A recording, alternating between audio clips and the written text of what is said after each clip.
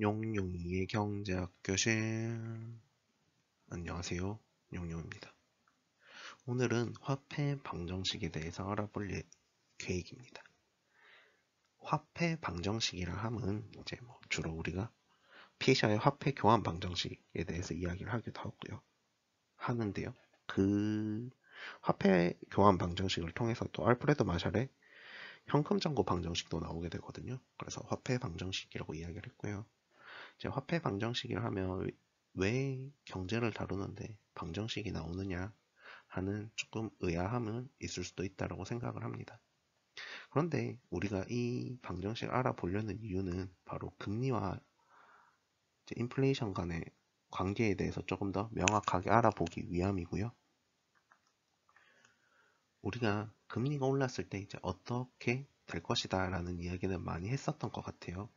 그러면 금리를 왜 올리느냐라고 이야기를 한다면 금리는 인플레이션을 억제하기 위함이다 라는 이야기도 했었던 것 같은데요. 근데 이게 화폐 방정식을 보면 이제 명확하게 보이거든요. 그래서 그걸 좀 더 명확하게 알아보기 위해서 화폐 방정식에 대한 이야기를 하려고 하는 거고요. 다만 이 내용은 이제 대학교에서 2학년쯤에 거시경제학을 수강하면 들을 수 있는 내용이 되는 거라서 다소 어려운 부분이 있을 수 있다라고 생각을 하는데요. 제가 최대한 간단하게 설명하기 위해서 가져와 봤고요. 또 이게 내용적으로 어려운 게 아니라 방정식에 대해서 이제 부담감을 느끼시는 분들도 있을 수 있다고 생각을 하는데요. 중학교 1학년 수준의 간단한 1차 방정식으로 이루어졌기 때문에 쉽게 이해할 수 있을 것이라 확신하고 시작하도록 하겠습니다.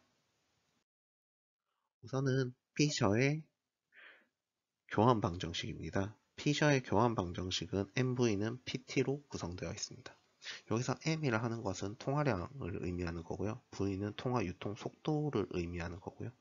P는 물가를 의미하고 T는 거래량을 의미하고 있습니다. 그럼 여기서 이제 처음 보는 생소한 개념이 뭐냐면 V입니다. V는 통화 유통 속도를 말하는 거고요. 통화 유통 속도가 어떤 의미냐면 이제 우리가 화폐를 사용하잖아요. 그럼 누군가는 돈을 벌겠죠. 그 돈을 다시 사용할 거예요. 그럼 누군가는 다시 그 돈을 벌었다고 이야기를 할 거고요.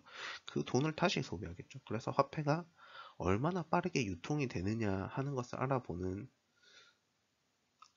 개념이 바로 화폐 유통 속도라고 하는 거고요. 그래서 MV는 우리나라 그 지역에서, 그 사회에서 화폐의 총 지출액을 의미하고 있습니다. 그래서 화폐를 사용한 통화량, 그래서 화폐를 발행한 양이 M이 되는 거고, 그게 얼마나 빠르게 회전하느냐를 V로 판단하고 있습니다. 그래서 M은 통화량, V는 화폐 유통 속도가 되는 거고요.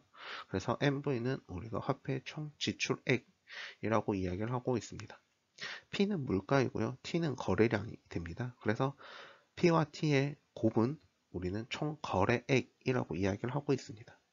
그래서 화폐의 총 지출액과 총 거래액이 일치한다라고만 생각하시면 이 산식은 간단하게 이해될 수 있을 것이라 생각합니다. 그런데 우리가 이제 일상적으로는 MV는 PY라고 많이 외우고 있거든요. 이 교환 방정식을 공부하는 분들은 대부분 MV는 PY라고 알고 계세요. 왜냐하면 이 Y가 어떤 개념이냐면 우리가 T는 거래량이었잖아요. 이 거래량 중에서 최종 생산물을 최종 생산물만 고려하게 된다면 우리는 이걸 Y로 고칠 수 있고요. 그래서 MV는 PY다라고 이해하는 경우가 많습니다. 그런데 여기서요, 사회적 관습이나 유행에 따라서 혹은 습관에 따라서요, 이 V는 고정시키는 경우가 많고요.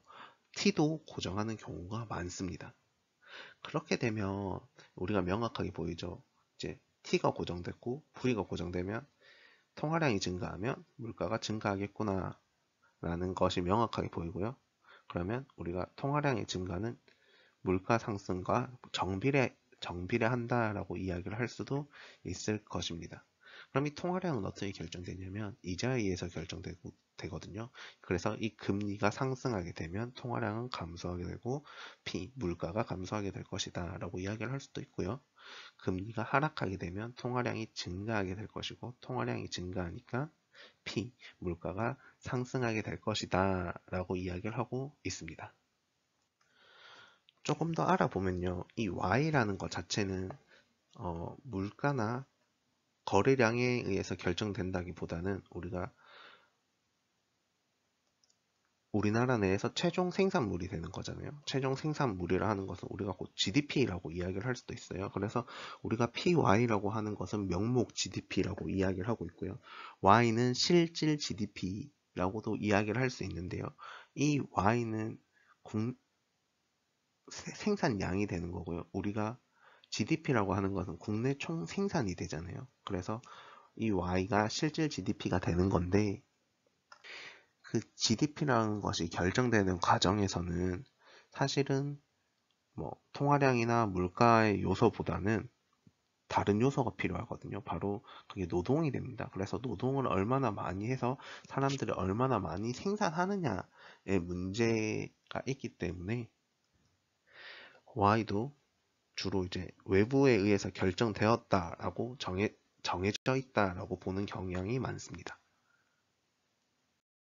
그럼 우리가 이제 이거를 앞에 봤던 MV는 PY를 이제 로그를 씌워보면요.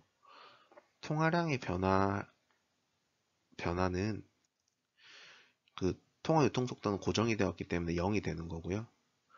이제 물가의 변화분과 GDP, 생산량의 변화분으로 보고 있습니다. 그래서 통화량이 증가하면 GDP가 증가하는 거 아니냐라고도 이야기를 하시는 분들이 있을 수도 있는데 앞에서 말했던 대로 우리가 Y의 경우에는 다른 요소에 의해서 결정된다라고 주로 보고 있기 때문에 통화량의 변화분은 물가의 변화분이다라고 이야기를 많이 하고 있습니다. 다음은 알프레도 마샬의 현금잔고 방정식입니다. 현금잔고 방정식은 화폐 수요에 대한 이야기를 하는 거고요. 알프레도 마샬은 개인적으로 제가 매우 좋아하는 경제학자인데요. 이제 알프레도 마샬이 어떤 이야기를 했냐면 경제학자라면 당연히 을의 콜헤드 웜헐트라는 이야기를 하셨어요. 그래서 차가운 이성과 따뜻한 감성을 가지고 있어야 한다라고 이야기를 하셨던 분이고요. 저는 언제나 그것을 실천하기 위해 노력해야 된다라고 생각을 하고 있는데요. 어쨌든 그분께서 하셨던 이야기 중에 하나가 현금잔고 방정식입니다. 이제 현금잔고 방정식은 통화 수요에 대한 이야기를 하는 거고요. 통화를 수요하는 과정. 내가 통화를 사용해야겠다 혹은 필요로 한다라고 느끼는 감정이 어떻게 가져지느냐라고 한다면 바로 통화 수요는 KPY로 의해서 결정된다라고 이야기를 하고 있고요. 앞에서 봤던 것처럼 우리가 PY라고 하는 것은 우리나라의 명목 GDP가 되는 거잖아요. 물론 P는 물가고요. Y는 생산량이 됩니다. 그러면 그리고 나서 K가 붙게 되는데 이 K는 마샬의 K라고 해서 이제 경제학계에서는 매우 중요하게 다루고 있다라고 이야기를 할 수 있을 것 같고요. 우리가 앞에서 봤던 피셔의 교환 방정식을 가져오면 MV는 PY가 되는 거고요. 마샬의 현금 잔고 방정식을 봤을 때 MD는 KPY가 되는 거잖아요. 여기서 그 피셔의 교환 방정식에서 V를 이항시키면 K가 되는 거거든요. 그래서 마샬의 K는 V분의 1이다 라고 이야기를 하고 있고요. 이 마샬의 K도 결국엔 통화 유통 속도와 매우 밀접한 관련이 있다라고 이야기를 할 수도 있습니다. 그러면 이런 이야기를 할 수도 있어요. 이게 결국엔 같은 거 아니야? 왜 두 가지 방정식으로 설명을 해? 라고 이야기를 할 수도 있는데요. 명확하게 피샤의 교환 방정식은 이제 우리가 화폐를 교환의 수단으로 보는 개념이 되는 거고요. 이 마샬의 현금 잔고 방정식은 가치 저장의 수단으로 내가 얼마나 화폐를 보유하고 있을까, 내가 얼마나 수요하고 있을까 하는 개념으로 보고 있기 때문에 이건 저량의 개념이라고 볼 수 있고요. 피샤의 방정식은 반대로 유량의 개념이라고도 볼 수 있습니다. 그래서 이 두 방정식이 같은 의미로는 쓰이고 있진 않지만 결과적으로 이제 방정식은 같은 방정식에서 나왔다라고 이야기를 할 수 있고요. 이 두 분 다 우리는 이제 고전학파라고 이야기를 하고 있고요. 고전학파의 화폐 수요 이론들이 주로 화폐 수량설이라고 많이 이야기를 하고 있거든요. 그래서 물가와 통화량이 매우 밀접한 관련이 있다라고 이야기를 하고 있고요. 물가는 통화량에 의해서 결정된다라고 이야기를 하는 것이 화폐 수량설인데, 이제 고전학파 분들이 주로 그런 이야기를 하셨어요. 우리가 거시경제학을 공부하다 보면 이제 고전학파의 이론과 케인즈학파의 이론에 대해서 두 가지를 배우게 되거든요. 그런데 고전학파는 주로 금융정책에 많은 관심을 가지고 있고요. 케인즈학파는 재정정책에 많은 관심을 가지고 있습니다. 그런데 우리가 지금 하고 있는 이야기는 금리가 올랐다라는 이야기를 하는 거고요. 금리를 조정하는 것은 중앙은행에서 하는 거잖아요. 이 중앙은행에서 금리를 올리고 내리고 하는 행위는 우리가 금융정책으로 봐야 하거든요. 그렇기 때문에 우리가 금융정책이 어떻게 영향을 미치는가를 알아보기 위해서 고전학파의 개념을 가져오게 된 거고요. 그래서 거시경제학에서 고전학파이신 분들은 이제 물가가 통화량에 의해서 결정된다라고 이야기를 하시고요. 이 통화량은 금리의 영향을 받기 때문에 중앙은행의 금리 정책이 매우 중요하다라고 이야기를 하고 있습니다. 질문 있으시면 댓글로 남겨주시고요. 구독과 좋아요는 필수입니다.